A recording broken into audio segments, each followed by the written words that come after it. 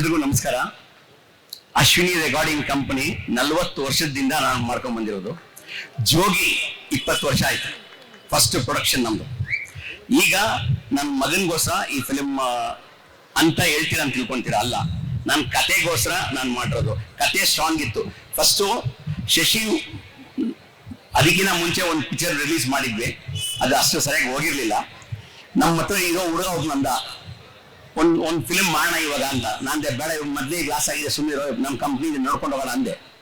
ಇಲ್ಲ ಸರ್, ಮಾಡೋಣ, ಒಂದೇ ಒಂದು ಮಾಡೋಣ, ಅಷ್ಟು ಸಣ್ಣ ಪ್ರೊಡಕ್ಷನ್ ಮಾಡೋಣ, ಹೋಗ್ಲಿ ಕರ್ಸು, ಅದನ್ನ ಕ್ಯಾನ್ಸಲ್ ಮಾಡೋಕೆ ಅಂತಾನೆ ಕೂತಿ ತಲೆಯಲ್ಲಿ. ಇವನು ಬಂದು ಎಲ್ಲ ಪೂರ್ಣದಿಂದ ಬನ್ನಿ ಅಂತ ಏನೋ ಹಿಂಗೆಲ್ಲ ತೆಗ್ದ. ಏನು ತೆಗಿಬೇಡಪ್ಪ, ಮುಚ್ಬಿಡು, ಕತೆ ಹೇಳು ಒಂದೇ. ಕತೆ ಹೇಳ್ದ. ನನಗೆ ಒಂಥರ ಇದಾಯ್ತು, ಇಲ್ಲ ಏನೋ ಇದೆ ಇದು ಅಂತ ಅಂದ್ಬಿಟ್ಟು, ಏನೋ ಇದೆ ಇದು ಮಾಡ್ಬೋದು ಅಂತ ಅಂದ್ಬಿಟ್ಟು ಆಯ್ತು ಅಂದ್ಬಿಟ್ಟು ಒಂದು ಸಣ್ಣ ಬಡ್ಜೆಟ್ ಕೊಡ್ತೀನಿ ಅಂತಂದೆ. ಅದಕ್ಕೂ ಒಂದ. ಆಮೇಲೆ ಹೆಂಗೋ ಮಾಡ್ತಿರುವಾಗ ನನ್ನ ತಲೆ ಮೇಲೆ ಕದ್ದ. ಇವತ್ತು ಗಾರ್ಗಾನ್ ಒಂದು film, it has come out. ಎಲ್ಲರೂ ಹೇಳ್ದಂಗೆ ಎಲ್ಲರೂ ಹೇಳ್ತಾರೆ ಚೆನ್ನಾಗಿ ನಾನು ಮಾಡೋ ಪಿಕ್ಚರ್ ಚೆನ್ನಾಗಿದೆ ಅಂತ ಅಂದ್ಬಿಟ್ಟು. ಇದಕ್ಕೆ ನಾನೇ ವಿಲನ್ನು, ಏನೇ ತಪ್ಪಿದ್ರು ಇಬ್ಬರು ಇದು ಮಾಡಿ ಮಾಡ್ತಾ ಇದ್ದೆ. So it has come out very good. Definite ಆಗಿ ನೀವು ಲೈಕ್ ಮಾಡ್ತೀರ ಅಂತ ಒಂದು ಹೋಪ್ಸ್ ಇದೆ, ಡೆಫಿನೆಟ್ ಆಗಿ. ಆಮೇಲೆ ಸ್ಟಾರ್ ಕ್ಯಾಸ್ಟ್ ಅಷ್ಟೇ, Sai Kumar sir first story ಹೇಳಿದಾಗೇನೆ ಅವರು ಇಲ್ಲೋ ಚೆನ್ನಾಗಿದೆ ನೀನು ಮಾಡು ಅಂದ್ರು.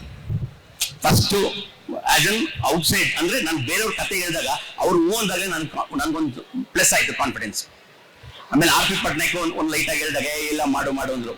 ಸೊ ಕಷ್ಟಪಟ್ಟು ಅಪ್ ಅಂಡ್ ಡೌನ್ಸ್ ನೋಡ್ಕೊಂಡು ಬಂದಿರೋದು. ಬಹಳ ಕಷ್ಟಪಟ್ಟು ಮಾಡಿದೀವಿ ಈ ಪಿಕ್ಚರ್ನ, ಕ್ರಾಫ್ಟ್ ಮಾಡಿದೀವಿ. ಸುಮ್ಮನೆ ಹಂಗೆ ಮಾಡ್ಬಿಟ್ಟು ಮಾಡಿಲ್ಲ, ಇದನ್ನ ಕಷ್ಟಪಟ್ಟು ಮಾಡಿದ್ವಿ.